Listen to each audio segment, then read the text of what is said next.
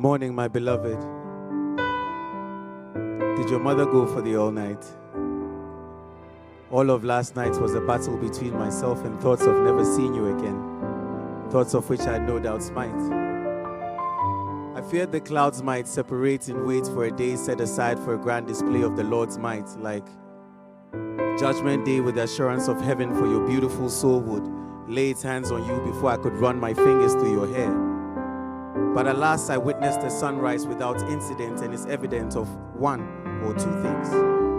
That in begging and praying to see you, unforeseen forces deem it cruel to hold us back, or some lazy welder somewhere, the receiver of strange visions, isn't done building modern day's version of Noah's Ark. How are you today? Did the early birds sing you awake like they must?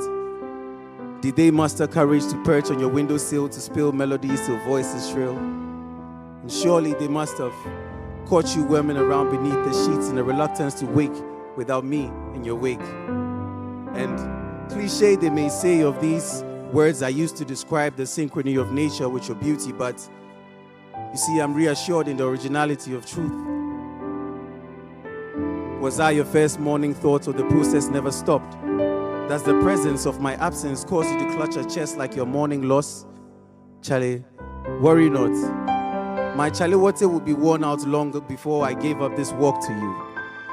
What's for breakfast? I'm more or less in debt to every morsel, sending biological Morse code to your every muscle, requesting you stay fit.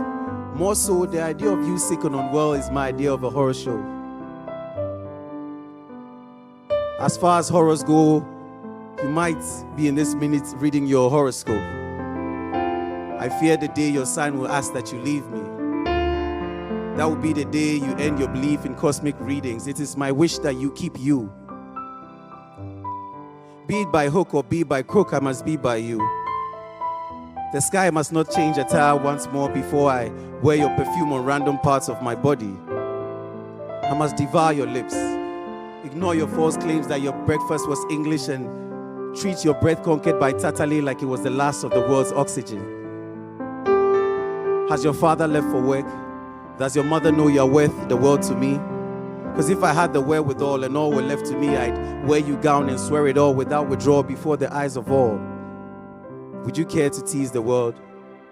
Because Charlie, the men and the women, they go vex. They'll try to claw at you, but bless you. The bliss you bring is blistering and builds in brain and trust, easier to keep than it is to blink.